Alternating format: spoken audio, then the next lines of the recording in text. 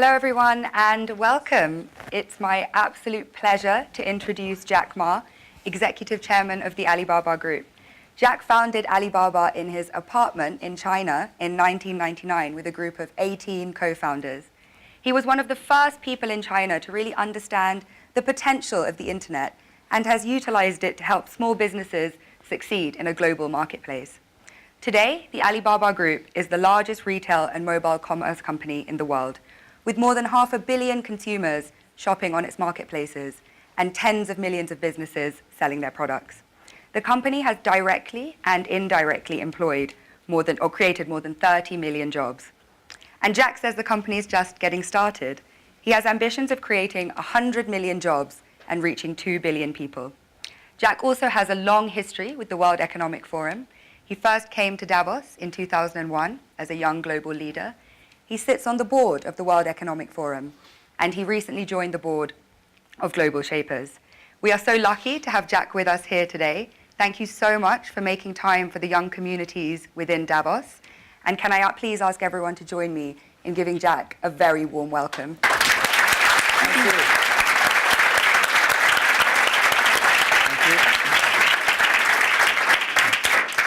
We have global shapers, young global leaders, and technology pioneers in the room who are all really looking forward to asking some questions. So I'll just kick off with a few first. Please. So you ended your interview last year by saying we really need to pay attention to people who are 30 years old, to the next 30 years, and to companies that have less than 30 employees.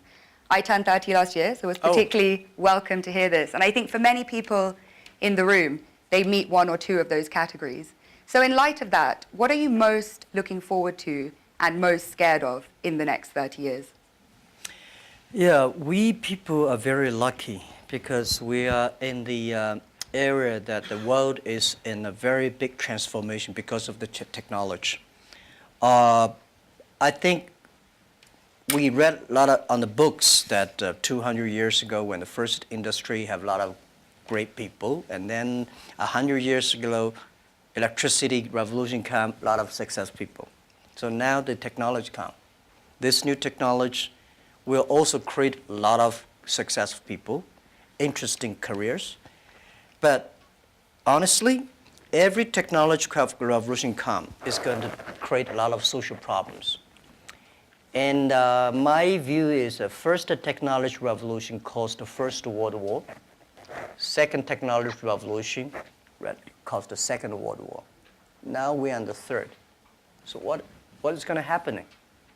People worry about artificial intelligence. People worry about robots. People worry about a computer and data and privacy and securities. People start to worry. But whether you worry, it will come. You don't worry, it comes. So the thing is how you change yourself. So I think next 30 years, the world is going to be huge change. If there's a third world war, I think the world war should be a war against disease, a war against environment pollution, right? A war against poverty together. We should not a war against ourselves. But if we do not see clearly that using the new technology to solve this problem, if we do not unite, align together, human beings are going to fight each other. Because every technology revolution will make the world unbalanced. When something unbalanced coming, somebody used to be number one, suddenly become number two, and somebody was number three, and then become number one. It's all well comfortable. So we people, if you're 30 years old, my view is that when you are 20 to 30 years old, you should follow a good boss, join a good company to learn how to do things properly. When you're 30 to 40 years old, if you want to do something yourself, just do it. You still can't afford to lose, to fail. But when you're 40 to 50 years old, my suggestion is that you should do things that you are good at, right? And not do things that, oh, that's very interesting, I want to try something new. It's a bit dangerous more. When you're 50 to 60 years old, spending time training and developing young people, the next generation. When you're over 60 years old, better stay with your grandchildren. But this is normally general like that. Not everybody were like, but most of the people were like that. So 30 years old, we people next to 30 years are the luckiest period. We have a lot of challenges, a lot of things are happening, and with our knowledge, with our physical power, it's time you need to change. You have to think, if you want to be successful tomorrow, it's impossible. If you want to be successful a year later, it's impossible.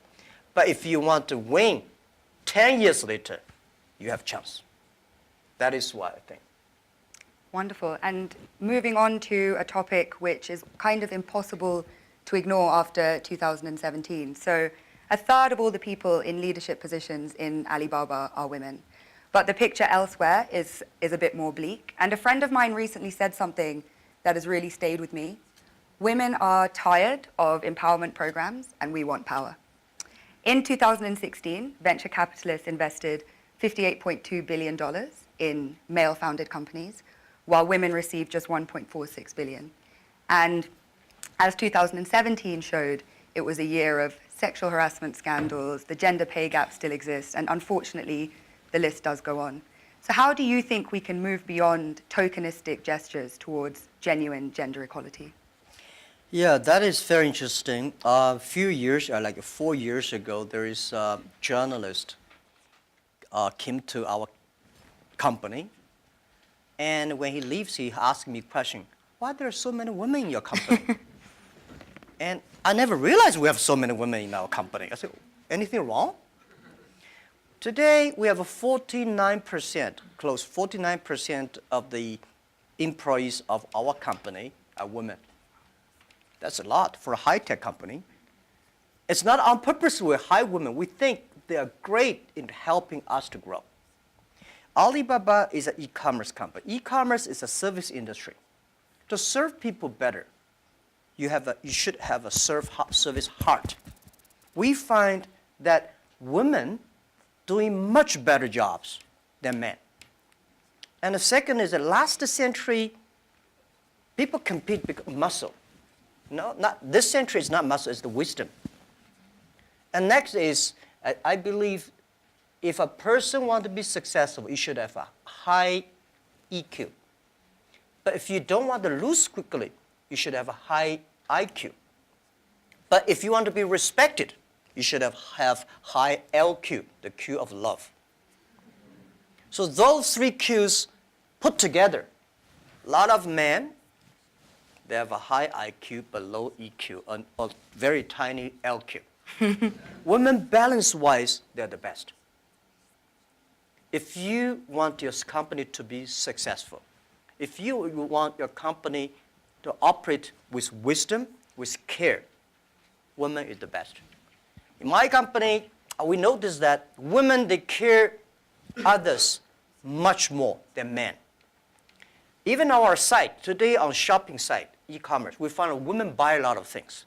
But they buy for their husband, their parents, their kids. Men only buy for themselves mostly.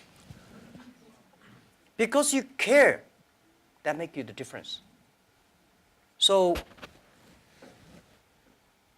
we have 49% of the colleagues in the company are women, and close 37% of the senior management are women.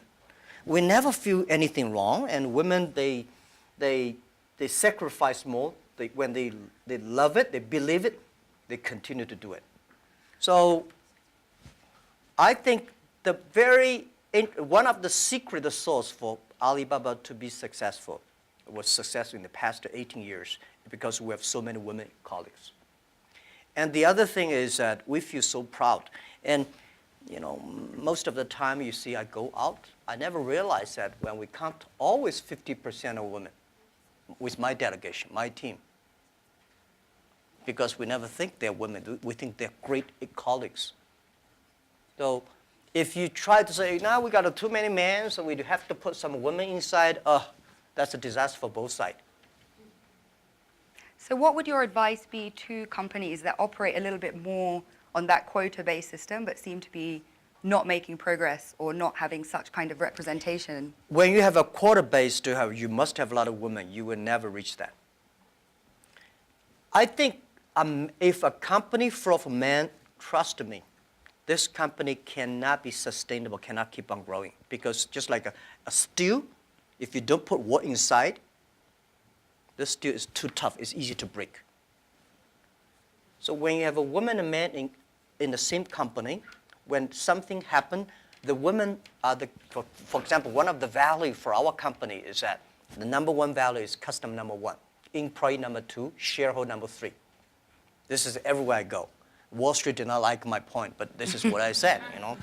If you like us, invest in us. If you don't like us, please sell our stocks, don't buy us. We believe customer number one, employee number two, shareholder number three.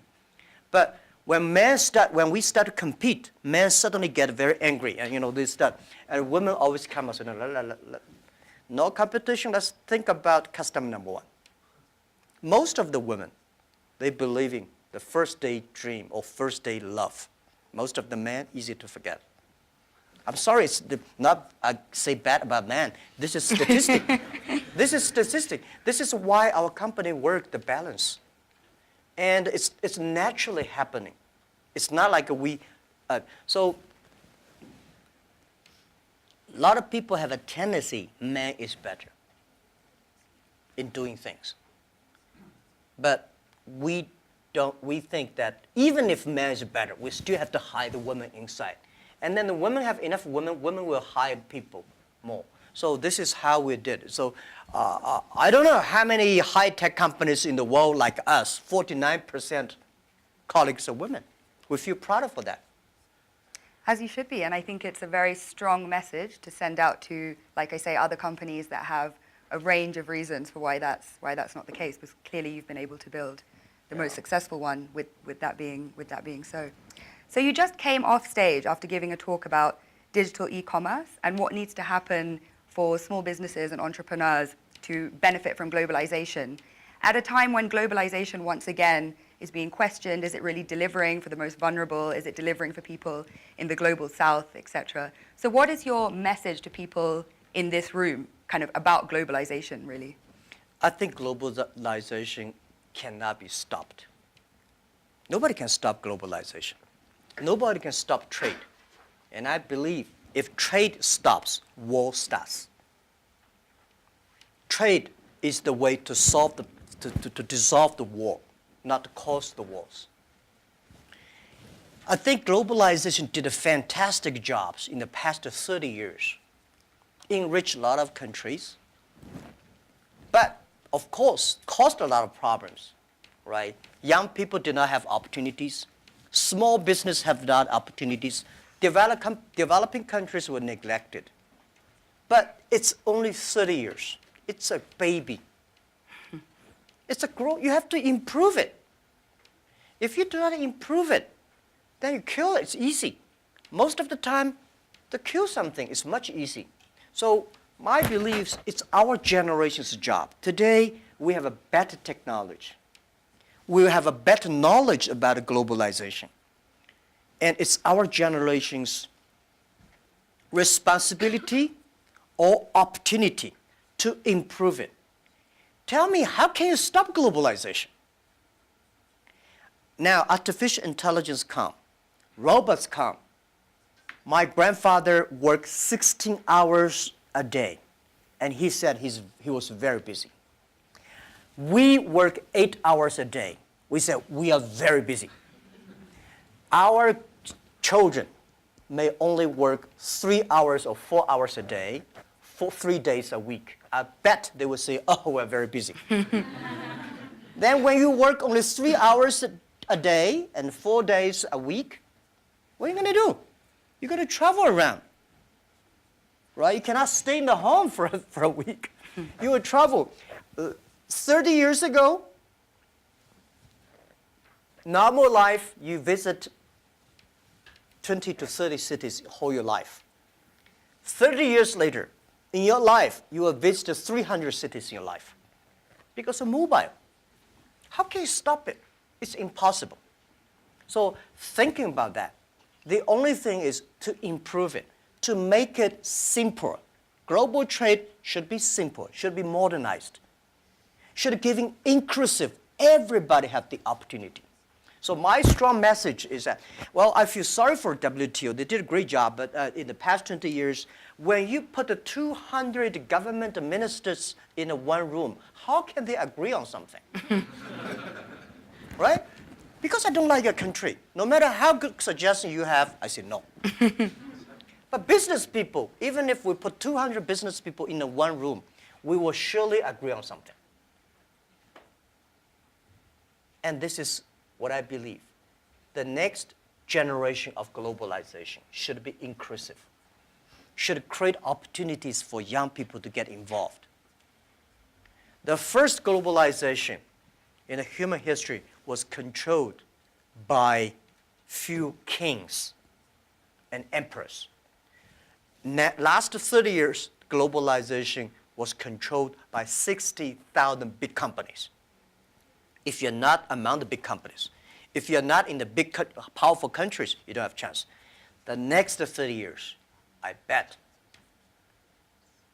we will have 6 million or 16 million or 60 million companies get involved in globalization. And I'm sure we will make it happen. Together with a lot of people, maybe with you. With a mobile phone, if people still using mobile phone 30 years later. With a mobile phone, you can global buy. You want to buy something from Kenya, you just click. You want to buy something from Norway, you click. Global buy, global sell. If you're a small thing, without internet, you can only sell in your village or small town. Today, you can sell across the world. And global pay, global delivery, and global travel, the only thing you have to bring is a mobile phone, no, not even a passport. This is going to happen in 10 years. And this is the message. Let's catch this opportunity. If you complain, the other people catch it. If you catch the opportunity, embrace it now, you will be the next Alibaba. People like me, I was born in a very poor family. I never got a great education. I failed all the examinations. For what reason, I don't know. But later, I realized I don't have money, I don't have technology, I don't have a lot of good backgrounds. We have a rich uncle or something, no. The only thing I competed with my people, the young people, is let's compete for 10 years later. This is what I believe 10 years later will be happening. So everything I do for that goal, I know 10 years later, this thing is going to happen. So prepare for that. Because I know if I compete with him for next month, no chance. So this is how my message is. It's a challenge, but it's an opportunity. And it's the opportunity for people like us. This world, the most difficult thing is to convincing a successful people. When you tell him, this is a great opportunity, he says, no, forget it, right? I've been doing this for 30 years. But for people like us, we're looking for opportunities in order to survive. So we will do anything to be creative. So this is the message. 30 years, it's opportunity for us. It's a challenge for those people who are 60 years old. If they're 60 years old, not discrimination, but it is tough for them. And maybe says something about how we need to look at government as well in terms of more young people entering and doing policy making.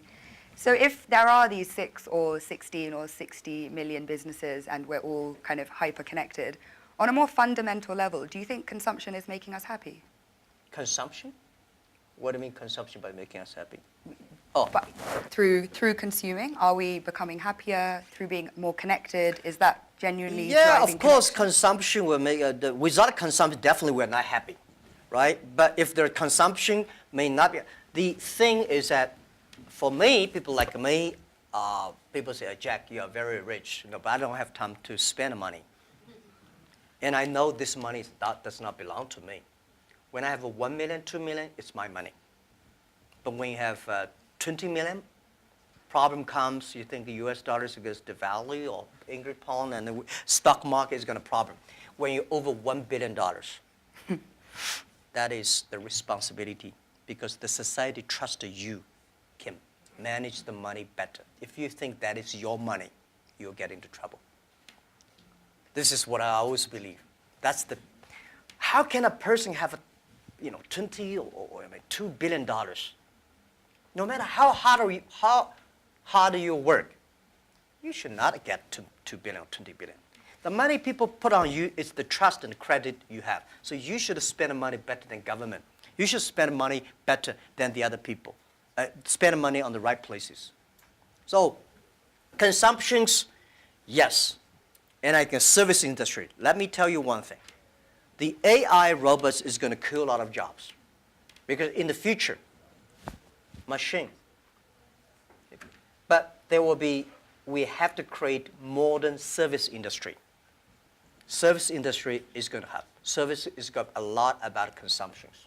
So doing the consumptions, service industry has huge hope. But you have to do uniquely. I think from that slightly philosophical point, we can turn to the floor for questions. So if you,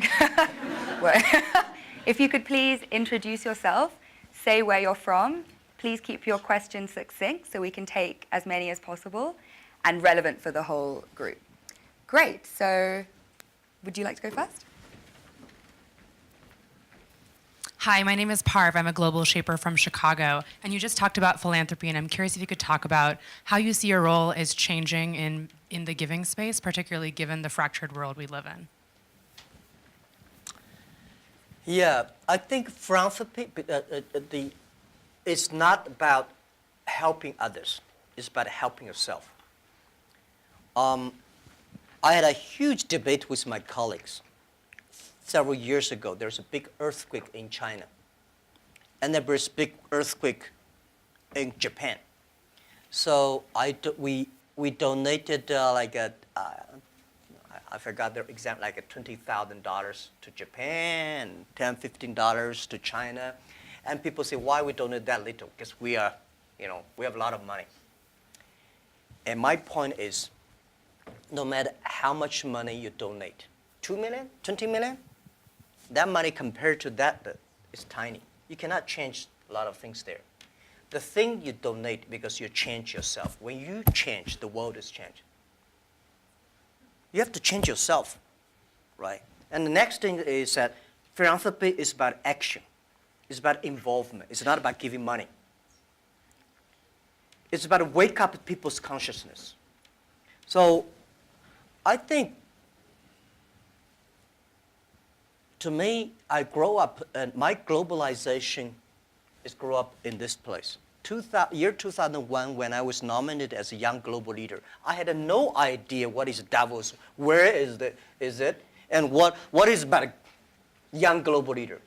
But I came here, I learned, I listened about these corporate global citizenship and globalization and all things. I grow up. I understand. This is, to me, it's like a philanthropy. And this has changed to me, as I told Schwab, that every time I come to Davos, I want to spend time with young people. Because I benefit from young global leader, early days. When I listen to Bill Gates, Bill Clinton, and George Soros, these guys, at that time we don't have that many people. Very poor facilities. Well, very cold. I work like 30 minutes driving in a bus coming here and watching. But now I think still have. But this is good. This is the tuition we pay for a grown up. And now, to me, I think spending time with you benefit me, and also I want to tell you my true experience. It's a philanthropy. It does not necessarily mean money. So by charity, you cannot change the world. But if you have a philanthropy heart, you can do a lot of things. So I find this one, unfortunately, a lot of people have a business heart here, making money, but do things like a philanthropy. What we should do is should be a philanthropy heart, but have a business skill. I hate a lot of people do the opposite. They want to make money, but they talk like a philanthropy. And they do like a philanthropy, waste a lot of money. So this is what I mean. And it's, if you want your team to continue to work with you all your life, you have to plant the seed of care the world, care others. The first day they join. I don't like a lot of companies make a lot of money because making pollutions and counterfeit products. By end of the year, donate some money. This is no good. Business, the philanthropy idea should be buried into the business model. That's, yeah. Philanthropy of heart, I think, Yeah. a message that young people can take forward. Please. Hi, my name is Iman. I'm a global shaper from the Jeddah Hub in Saudi Arabia. My question is, as a young boy, did you envision that your life would be like this? Did you have intuition about this? And if so, do you think the belief helped in achieving such great success? As a young boy, I never thought, as a young boy, even today, I never thought I would be here. Honestly, I never thought. But as a young boy, when I look back, every problems I met when I was a kid benefited me. I failed so many times. People probably know that I'm applying jobs for so many jobs, over 30 jobs, all rejected, not even got a chance. 24 of us were interviewed for a KFC job. 23 accepted. I was the only guy rejected. 6 people went for looking for a police job. 5 accepted. I was the only one.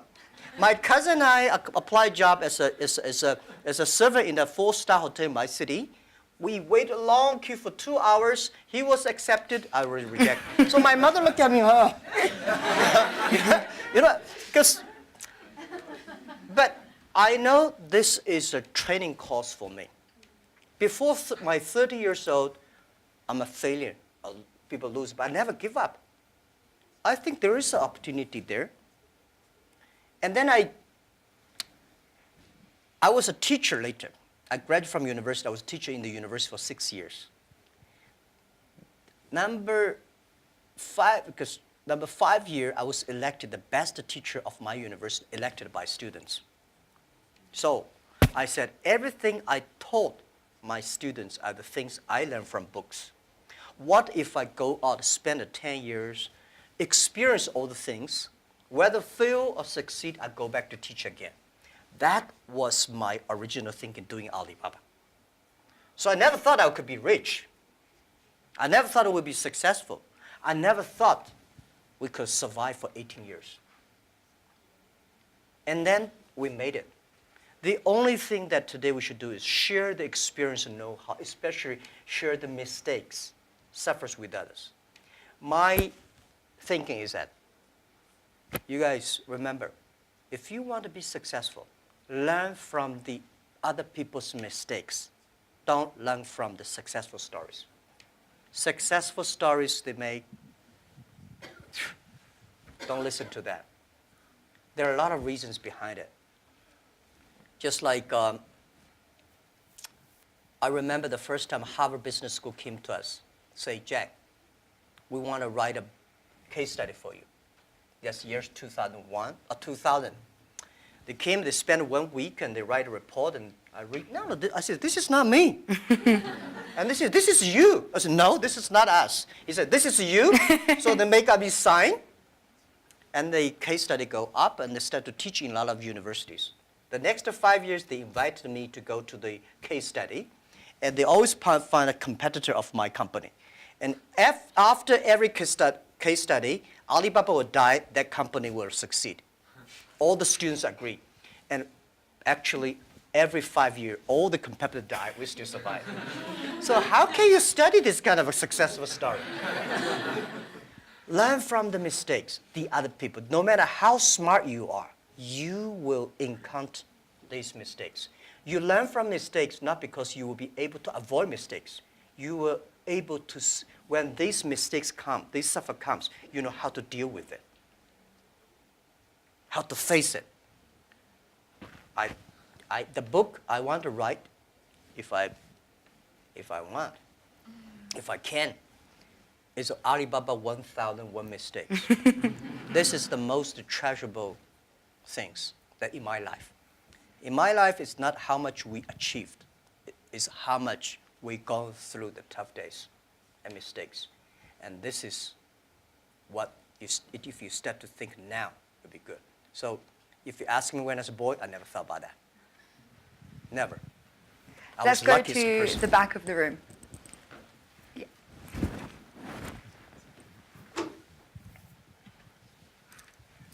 Fan Lin, YGL from Shanghai.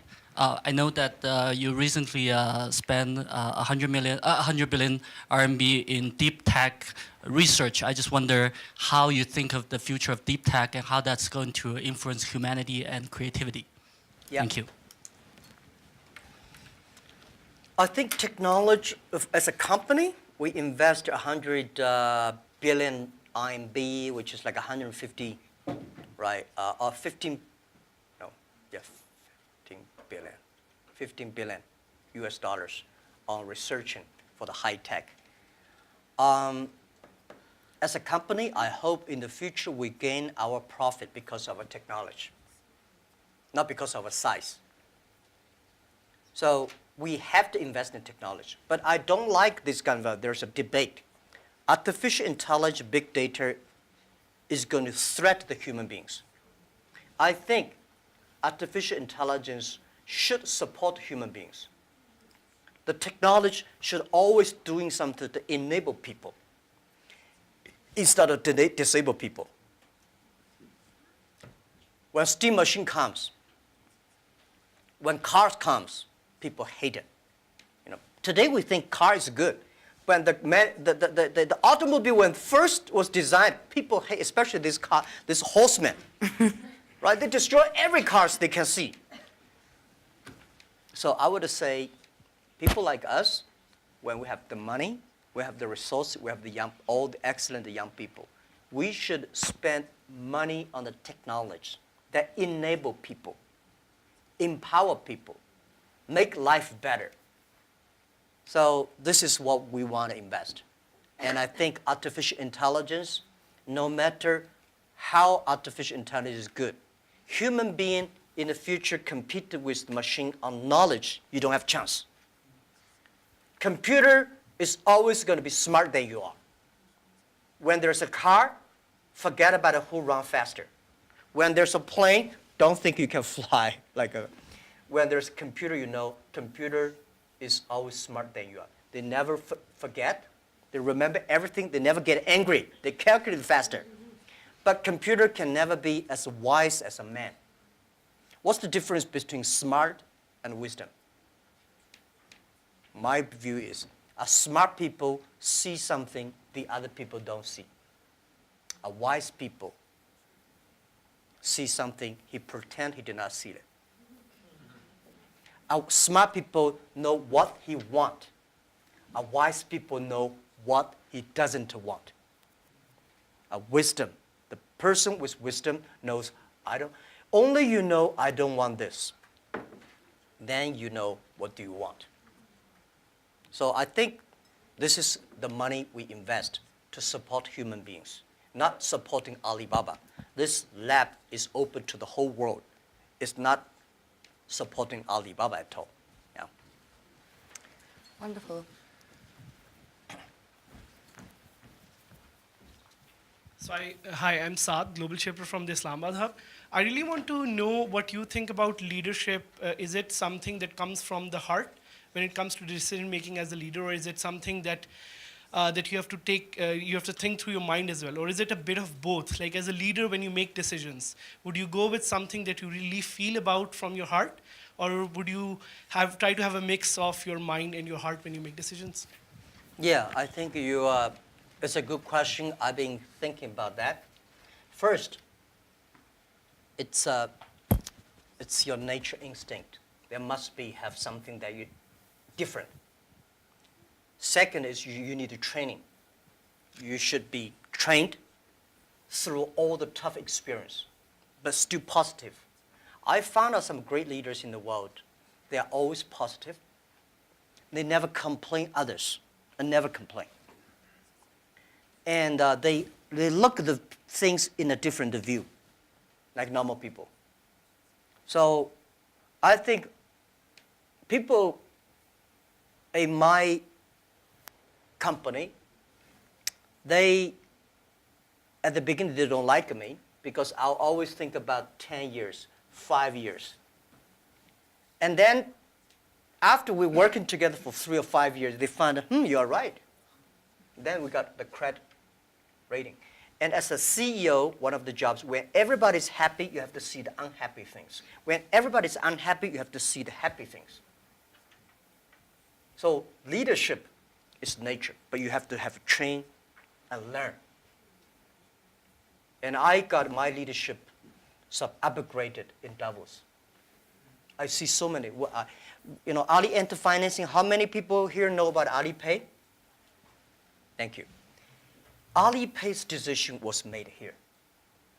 I was thinking about Alipay, but I was not there to launch Alipay because in China, if you do financing without license, you will be in jail at that time. So I went to the banks, can you help us do the e-commerce on transaction? No. No banks would accept it. So if there will be no Alipay, no financing, the e-commerce would go nowhere.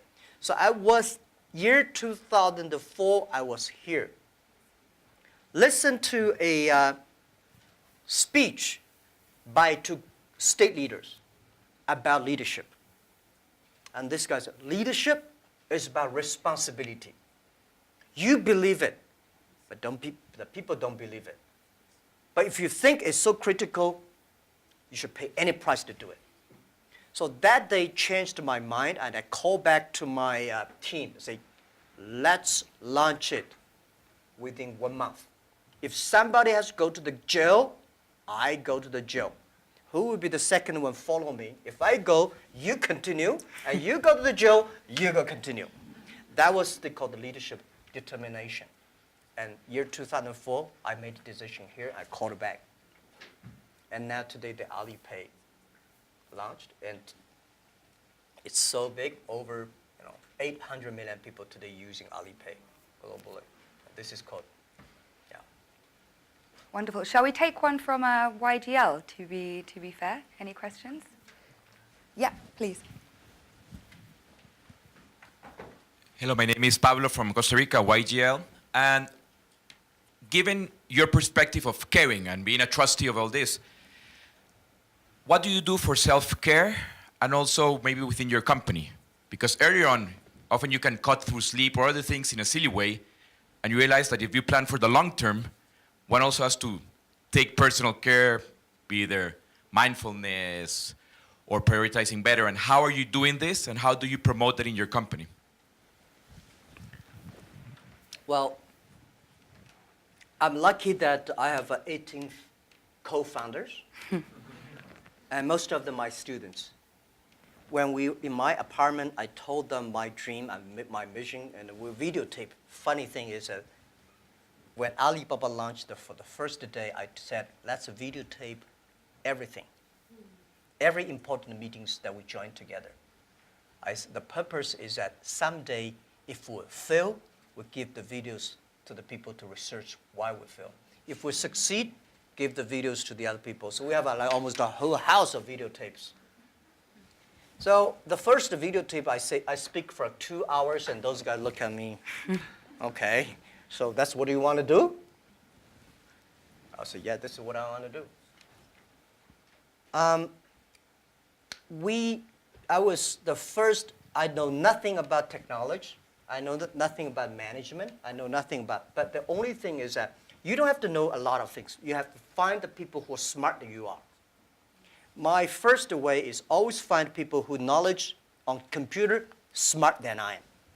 Accounting, smarter than.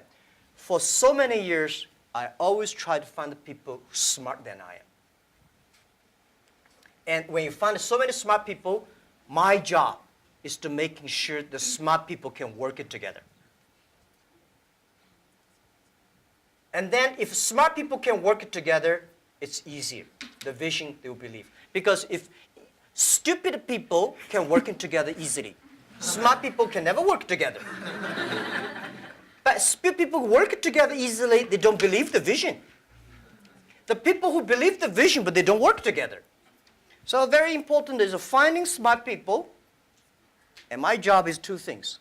Making sure they work together. So the culture is important. Long term is short. You should be ideal with great, strong vision leader, but you should also have to survive today. If you don't survive today, you're gone. So the best way to promote your company is not you. It's not me as the CEO. The best way is your product, your services, your employees. The best product of your company is your employee. So I spent a lot of time, early days.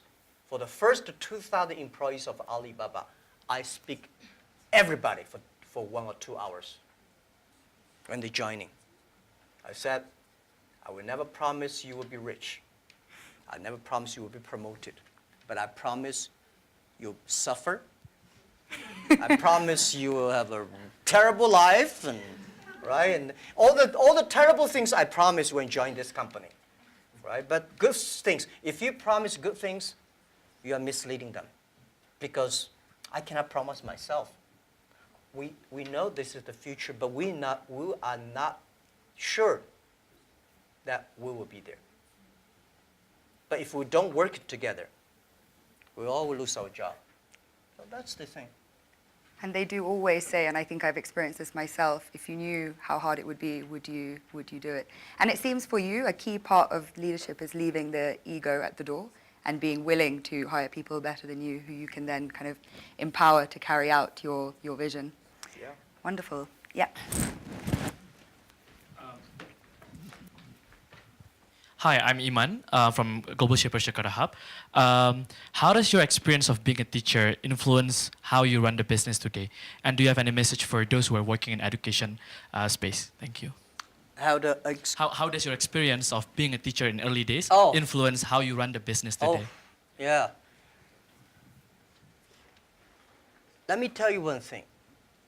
I never thought I could be a CEO. I never thought later I'd become a good CEO. One of the things I learned is from teachers. As a teacher, very important character of a teacher is the teacher always expects his students better. I want this student to become a banker, that student to become a mayor, that guy is a scientist. This is all teachers want. If you don't have this kind of thinking, it's a terrible teacher. A good teacher always wants the other people better. You don't want this teacher in jail, that teacher is bankrupt, that teacher is, you know. So as a CEO, I trained myself is I always want those people join the company do better than they thought. And everything the company should do is making sure the good environment to training him to be more positive. And everything we do, this is a teacher. And teacher does not mean I know better than you are. Everything I know better than you are because I learn from others. So a teacher should learn all the time. A teacher should share all the time. A teacher should always expect the other people better than you are. And by the way, education, it's a big challenge now. If we do not change the way we teach, 30 years later we'll be in trouble. Because the way we teach, the thing we teach our kids are the things the past 200 years. It's knowledge-based. And we cannot teach our kids to compete with machine who is smarter. We have to teach something unique. That is, machine can never catch up with us. In this way, 30 years later, our kids have the chance. I hope I answered your question. It's a very difficult one to answer, but what are those skills that you think we need to teach? If we're moving away from knowledge, what are the key things? Value, believing, independent thinking, teamwork, care for others. These are the soft part. The knowledge may not teach you that. Folks, that's why I think we should teach our kids on sports, the music, the painting, art. So making sure human should be different from everything we teach should be different from machine. If the machine can do better, you have to think about it.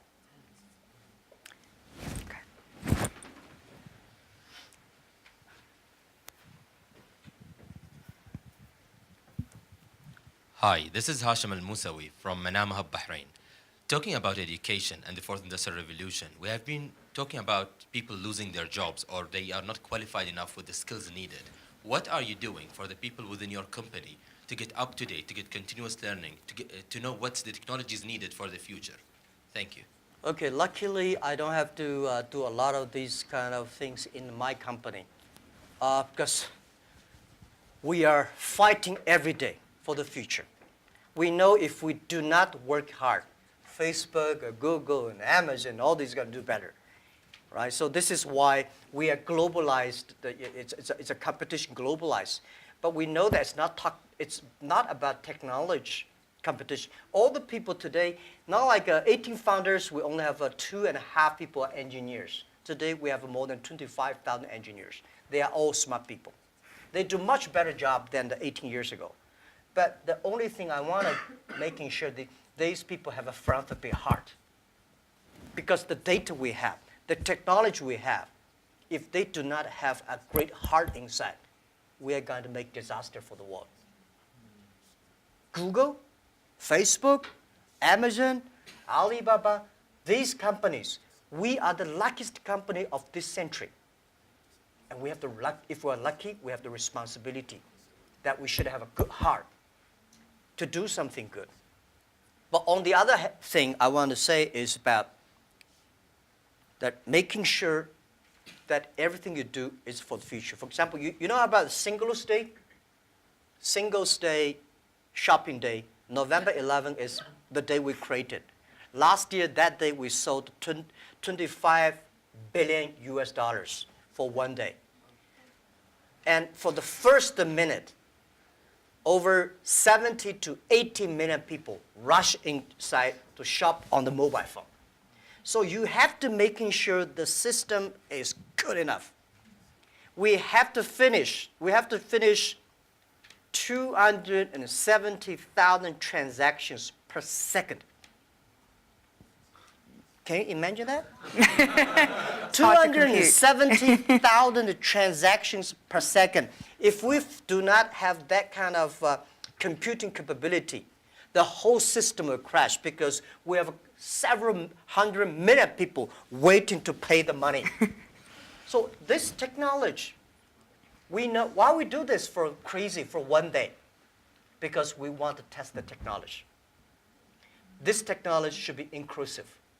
Because we know today in China, we create probably like 100 million package delivery. We believe a day. 5 years later, the whole world would deliver 1 billion packages per day. Think about what's the technology. Are we ready for that? So the Singles Day is to testing this technology and to be inclusive. So making sure the market drive them, not the boss drive them.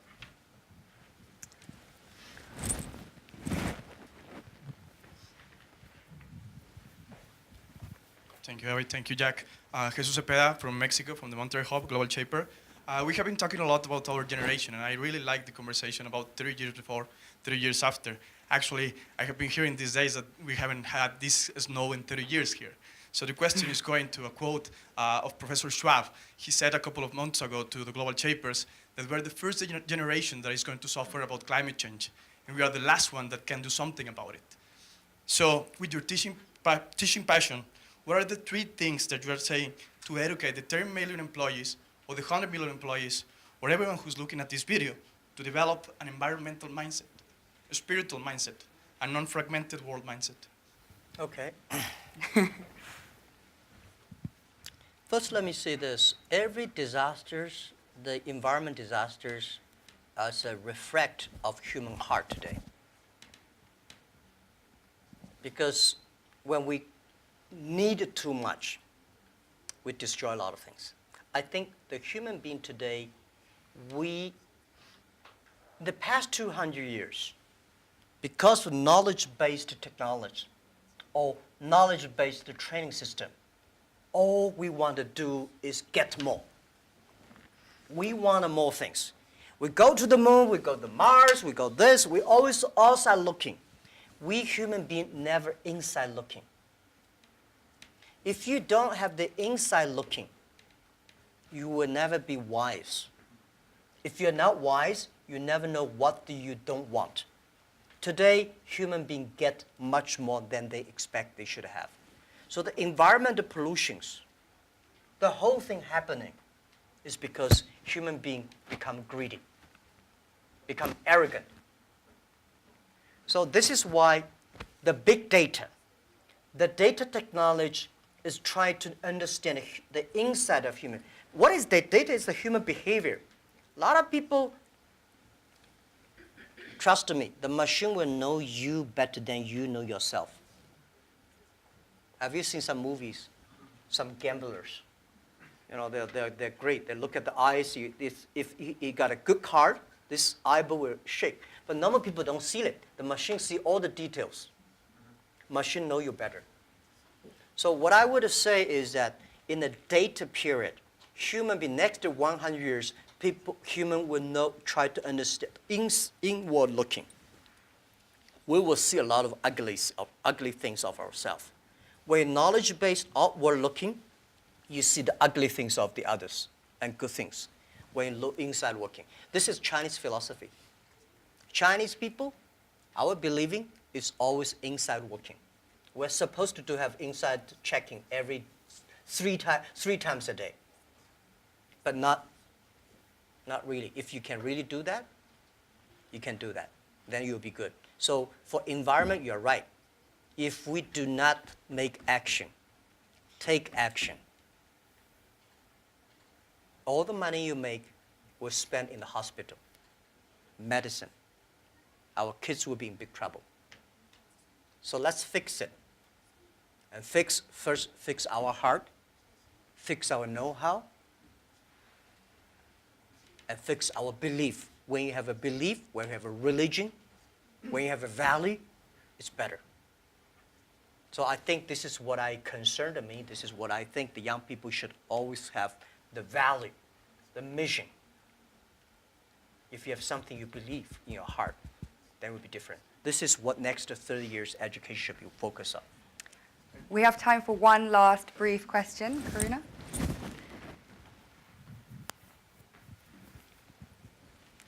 Thank you. This is Karuna from the Port Louis Hub, Mauritius. And my question is, you talked about your workplace culture.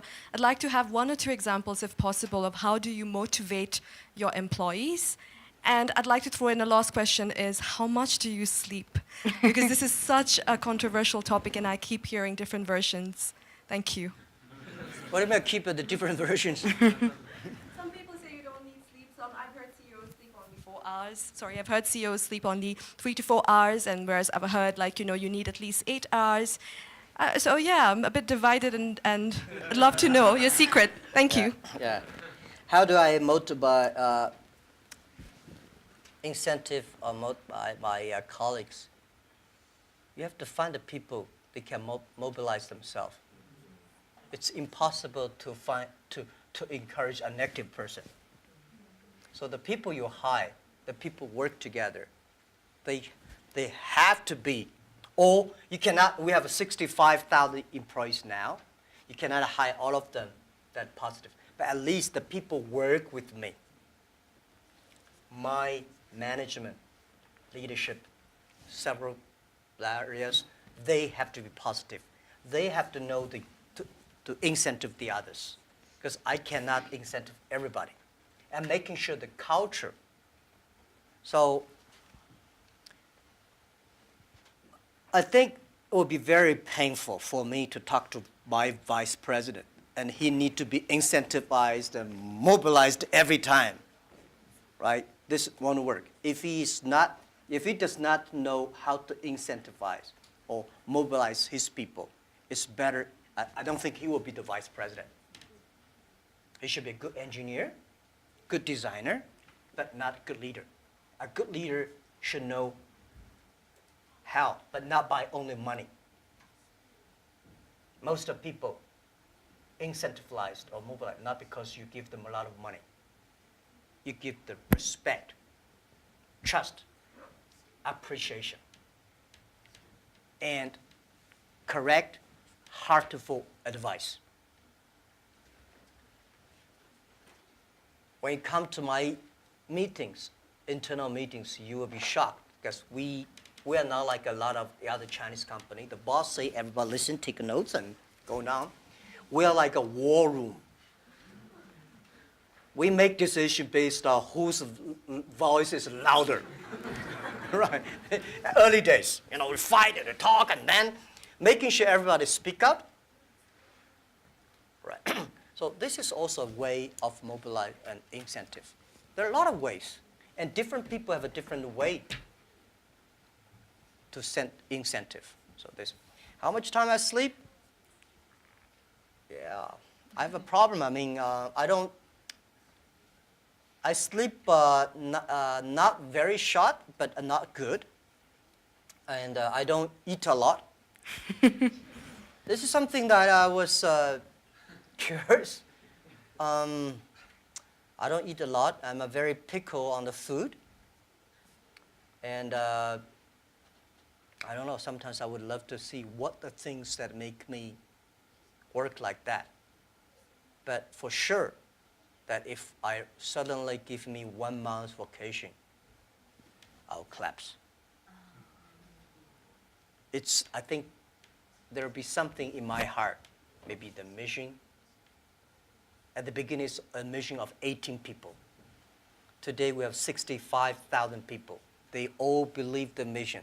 So if I give up, I can give up my position, but I should not give up the mission. If I give up, everybody say, hey, no. So, and then especially today, Alibaba at this size, people continue to say, for this size, the growth rate will be tiny or down. So what's the 10, 20 years Alibaba will look like?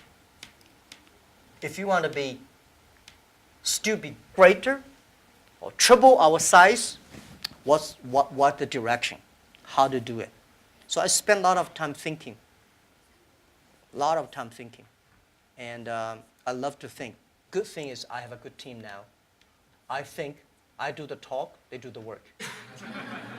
Yes. On that note, I'm sorry we didn't have a chance to take everyone's questions. We'll just have to make this an annual convening from now on.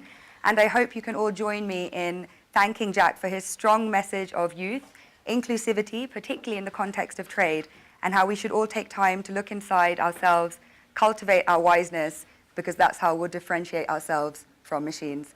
Thank you so much.